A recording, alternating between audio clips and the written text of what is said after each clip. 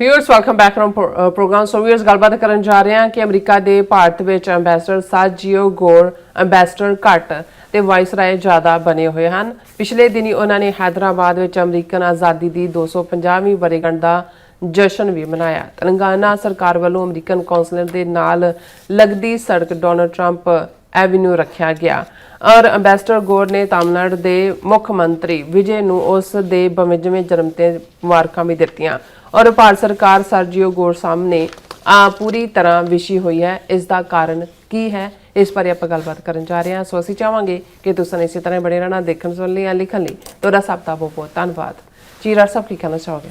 देखो, जदों ब्रिटिशर्स ने जां बरतानिया ने साडे कॉन्टीनेंट ते राज कीता है तो पंजाब दे उत्ते तां 98 साल ही उन्हां दा राज रहा, 1849 तो 1947 तक।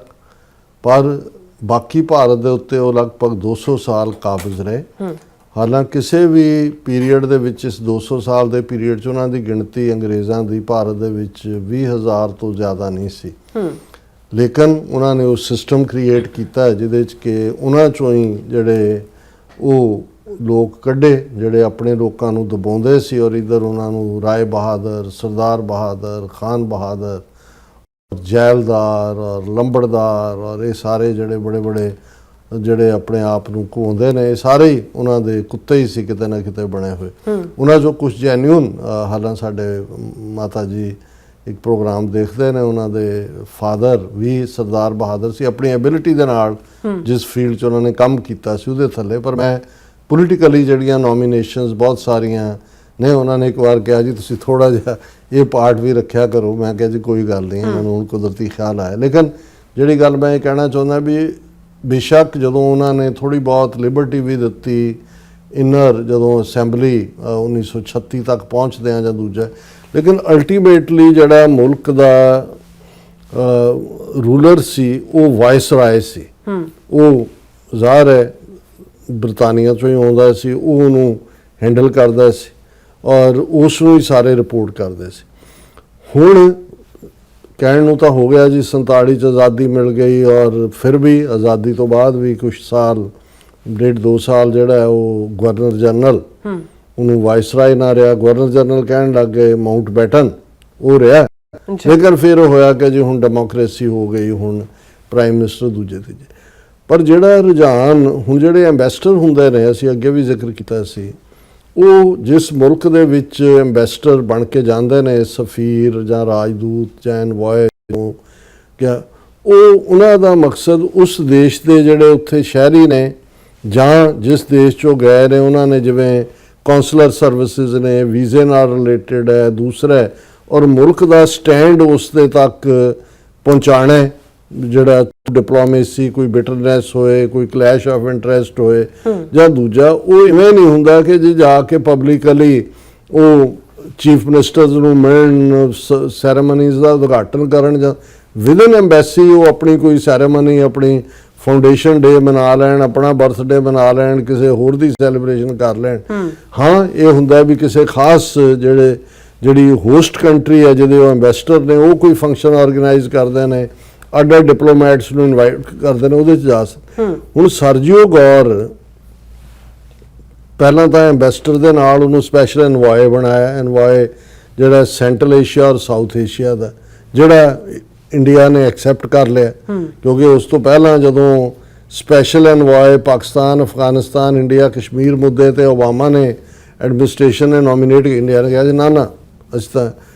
हुण सर्जियो गौर जिहड़ा है वो जिवें उत्थे बैठ के वो एंबैसडर तां वो कोई बहिंदा ही नहीं है अपने एंबैसी दे विच। वो तां इस तरह है जिवें कि सचमुच ही वाइसराय होए, कदे इधर उद्घाटन कर रहा, कदे उधर जा रहा है। बंगाल के चीफ मिनिस्टर ने इलैक्शन जित्तियां, वधाइयां। असाम के सौं चुक समागम दे विच पहुँच गया। हुण ये जिहड़ा वरा चल रहा अमरीका का 250वां डैक्लरेशन ऑफ इंडिपेंडेंस का जिहड़ा वो दिन भी है उन्हां दी अमेरिका का, जिन्हों असीं फ्रीडम 250 के थले नूं सैलीब्रेट किया जा रहा हर पासे। हुण विद इन अमेरिका तां सैलीब्रेशन समझ आई, तुसी दुनिया के किसी होर मुल्क च नहीं देखोगे कि भाई उत्थे दे मिनिस्टर आ रहे हैं या उन्होंने चीफ मिनिस्टर आ रहे हैं या दूजे कि जी असीं ਅਮਰੀਕਾ ਦਾ 250ਵਾਂ ਜਿਹੜਾ ਫਰੀडम ਡੇ ਸੈਲੀਬ੍ਰੇਟ ਕਰ। ਹੁਣ ਦੋ ਖਬਰਾਂ ਮੇਰੇ ਸਾਹਮਣੇ ਨੇ। US marks Freedom 250 in Hyderabad, road near consulate renamed Donald Trump Avenue। ਹੁਣ ਇਹ ਤੇਲੰਗਾਨਾ ਗਵਰਨਮੈਂਟ, ਕਿਉਂਕਿ ਹੈਦਰਾਬਾਦ ਤੇਲੰਗਾਨਾ 'ਚ ਹੈ, ਕਿਸੇ ਵੇਲੇ ਆਂਧਰਾ ਪ੍ਰਦੇਸ਼ ਦੀ ਕੈਪੀਟਲ ਹੁੰਦੀ ਸੀ। ਹੁਣ ਉਹਦੇ 'ਚ ਉਹਨਾਂ ਨੇ ਤੇਲੰਗਾਨਾ ਗਵਰਨਮੈਂਟ ਨੇ ਫੰਕਸ਼ਨ ਕੀਤਾ। ਉਹਦੇ 'ਚ ਉਹਨਾਂ ਦਾ ਡਿਪਟੀ ਚੀਫ ਮਿਨਿਸਟਰ ਬੈਠਾ ਹੈ ਜਿਹੜਾ ਮਿਸਟਰ ਮਾਲੂ ਭੱਟੀ ਵਿਕਰਮਾਕਾ, ਫਿਰ ਮਿਸਟਰ ਸਰਜੀਓ ਗੌਰ ਬੈਠਾ ਹੈ ਔਰ ਉਹਨਾਂ ਦੇ ਨਾਲ ਉਹ ਉੱਥੇ ਫਰੀडम ਮਨਾ ਰਹੇ ਨੇ। Freedom day America the N event title Freedom 250 on Tuesday।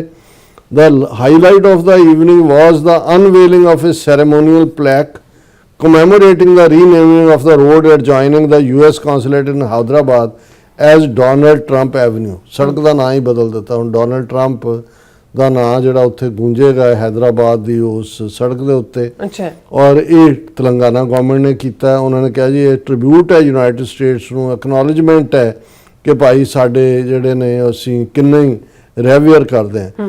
ਔਰ ਐਂਬੈਸਡਰ ਗੌਰ ਨੇ ਵੀ ਇਹ ਕਿਹਾ ਕਿ ਭਾਈ ਇਹ ਜਿਹੜਾ ਬਹੁਤ ਕੰਟਰੀਬਿਊਸ਼ਨਸ ਨੇ ਤੁਹਾਡੀਆਂ, nowhere in the high speed trajectory of our partnership more evident than in Hyderabad high tech city ਔਰ ਇਹ ਉਹ ਸਾਰਾ। ਹੁਣ ਇਹ ਆਪਣੇ ਆਪ ਦੇ ਵਿੱਚ ਜਿਹਨੂੰ ਤੁਸੀਂ ਟੂ ਮੱਚ ਕਹਿ ਸਕਦੇ ਹੋ। ਫਿਰ ਗੱਲ ਕੱਲੀ ਤੇਲੰਗਾਨਾ ਤੱਕ ਨਹੀਂ ਮੁੱਕੀ। ਦੂਸਰੀ ਖਬਰ, US ambassador Gor extend wishes to Tamil Nadu CM Vijay on his 52nd birthday.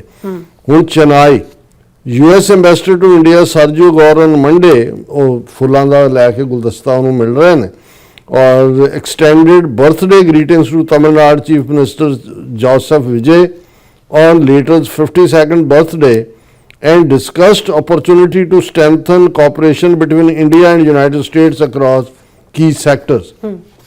ਔਰ ਇਸ ਦੇ ਉੱਤੇ ਈਵਨ ਜਿਹੜਾ ਉਹ ਉਹਨਾਂ ਨੇ ਟਵੀਟ ਵੀ ਕੀਤਾ ਸਰਜੀਓ ਗੌਰ ਨੇ। Today I called on CMO Tamil Nadu C. Joseph Vijay to wish him a very happy birthday and to discuss the immense potential for deeper cooperation between our two nations across trade and investment, technology, supply chains, manufacturing, pharmaceuticals and energy। ਹੁਣ ਇਹ ਜਿਹੜੀ discussion ਹੈ America ਦੀ, ਇਹ ਤਾਂ centre government ਦੇ ਨਾਲ ਇਹ subject ਤਾਂ ਸਟੇਟ ਦੇ ਕੋਲ ਹੈ ਹੀ ਨਹੀਂ।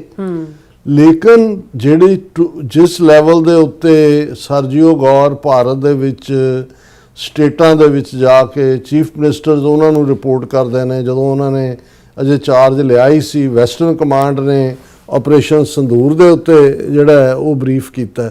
ਨਤੀਜਾ ਇਹ ਹੈ ਕਿ ਭਾਈ ਇਹ ਇਸ ਤੋਂ ਈਵਨ ਜਿਹੜਾ ਇਹ ਅੰਦਾਜ਼ਾ ਲਾਇਆ ਜਾ ਸਕਦਾ ਹੈ ਕਿ ਸਰਜੀਓ ਗੌਰ ਇਨਫੈਕਟ ਐਂਬੈਸਡਰ ਜਾਂ ਸਪੈਸ਼ਲ ਐਨਵਾਈ ਨਹੀਂ ਨੇ, ਇਸ ਵੇਲੇ ਵਾਇਸ ਰਾਏ ਨੇ। ਔਰ ਇਹ ਗੱਲ ਈਵਨ ਕਾਂਗਰਸ ਨੇ ਵੀ ਕਿਤੇ ਨਾ ਕਿਤੇ ਭਾਂਪੀ ਹੈ। Congress urges centre not to rush to sign trade pact with US।